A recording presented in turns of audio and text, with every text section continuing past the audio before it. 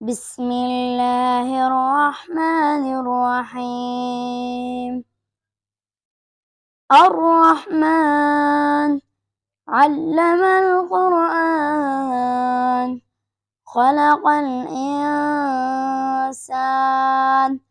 علمه البيان.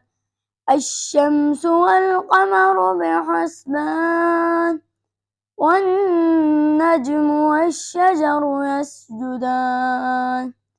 والسماء رفعها ووضع الميزان، ألا تطغوا في الميزان. وأقيموا الوزن بالقسط ولا تخسروا الميزان. والأرض وضعها للأنام، فيها فاكهة والنخل ذات الأكمام، والحب ذو العصف والريحان. فبأي آلاء ربكما تكذبان؟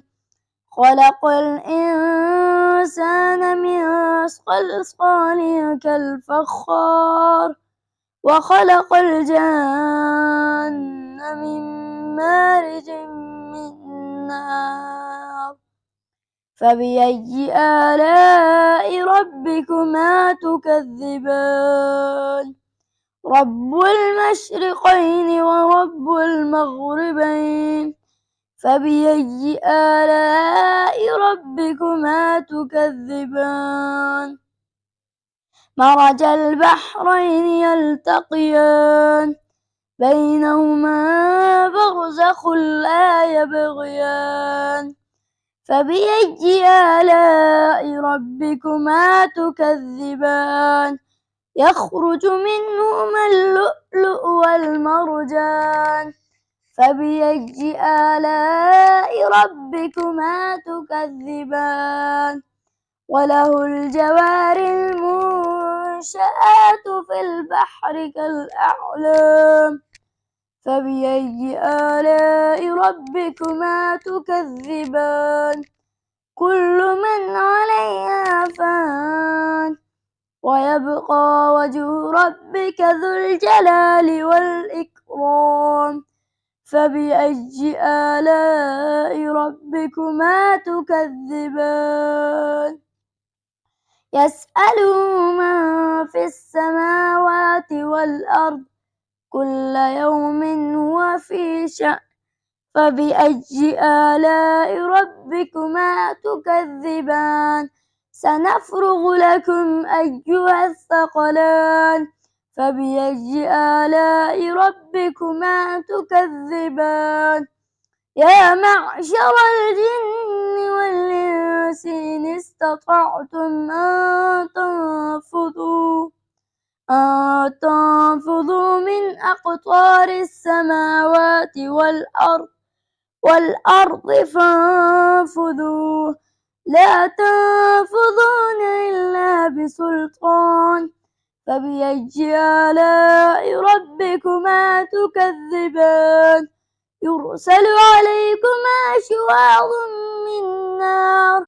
من نار ونحاس فلا تنتصران. فبأي آلاء ربكما تكذبان؟ فإذا انشقت السماء فكانت وردة كالدهان. فبأي آلاء ربكما تكذبان؟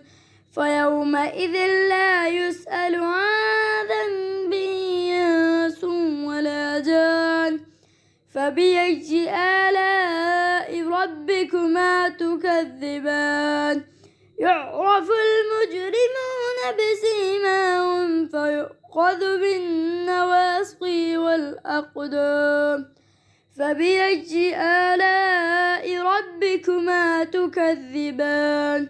هذه جهنم التي يكذب بها المجرمون، يطوفون بينها وبين حميم آن.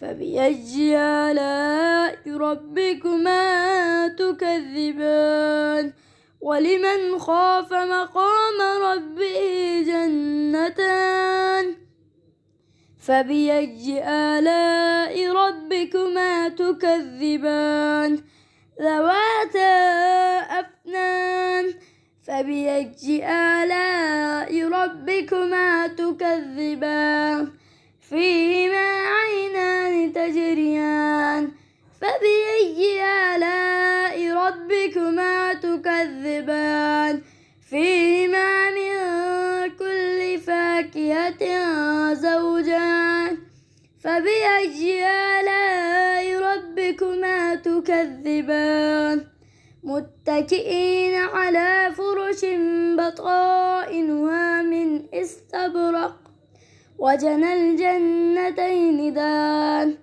فبأي آلاء ربكما تكذبان فيهن قاصرات الطرف لم يطمثهن إنس قبلهم ولا جان فبأي آلاء ربكما تكذبان كأنهن الياقوت والمرجان فبأي آلاء ربكما تكذبان هل جزاء الإحسان إلا الإحسان فبأي آلاء ربكما تكذبان ومن دونهما جنتان فبأي آلاء ربكما تكذبان مدهامتان فبأي آلاء ربكما تكذبان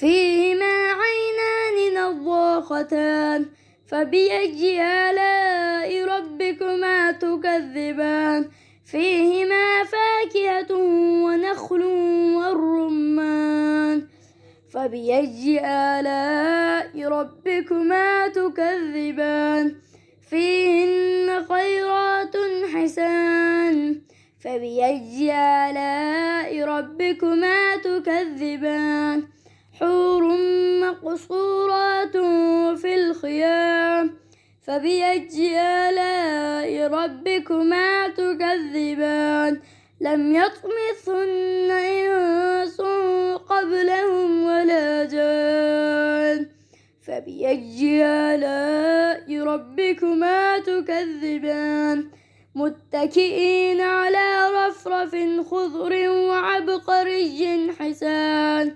فبأي آلاء ربكما تكذبان تبارك اسم ربك ذي الجلال والإكرام صدق الله